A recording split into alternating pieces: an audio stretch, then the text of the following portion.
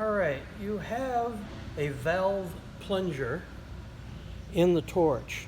This valve is opened by when you put the cartridge on, it comes down into the bottom of the electrode and this is pushed back and the coolant can then come through the tube and down to the electrode. And basically what happens is if this gets damaged with these small ears, or the castle shapes that are here, if they get bent over, they can actually block the flow of coolant.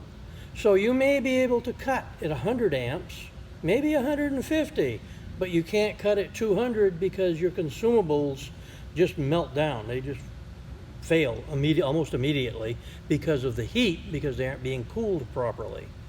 So having these bent will reduce the flow.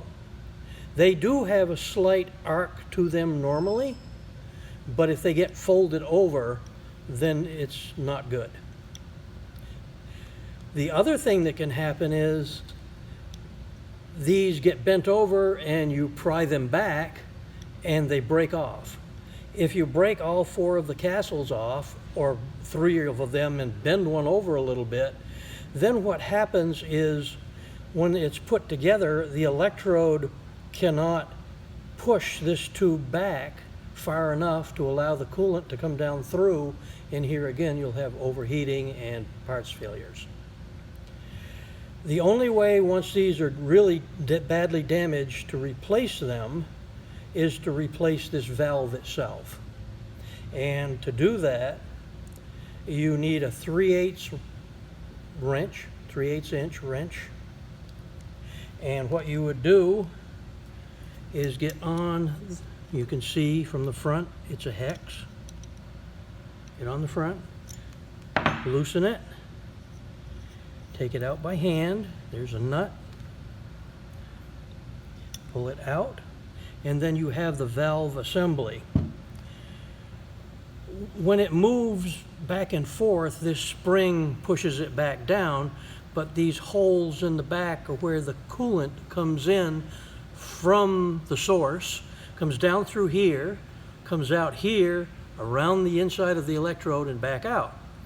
So if this cannot come up far enough to open up the full passage of coolant through these oval slot areas to go down in the middle of the tube, then basically you can't get proper cooling.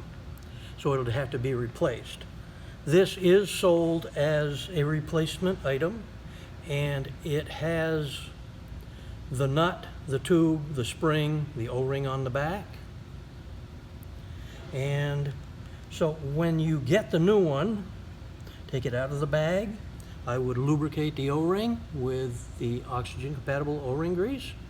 You then insert this part into the torch body. Make sure that it moves okay. Then take the nut, put it on, and tighten it in by hand until it's up against the plastic. And then you want to take the wrench and just snug it a little bit. That's all it needs. It's not going to loosen and come out.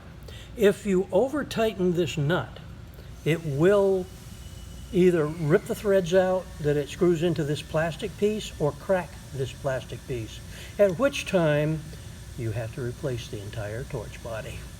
So you want to be very careful taking it out and putting it in. Over tightening it can crack that plastic, because this plastic goes all the way through and up into the torch body and is not a replaceable item.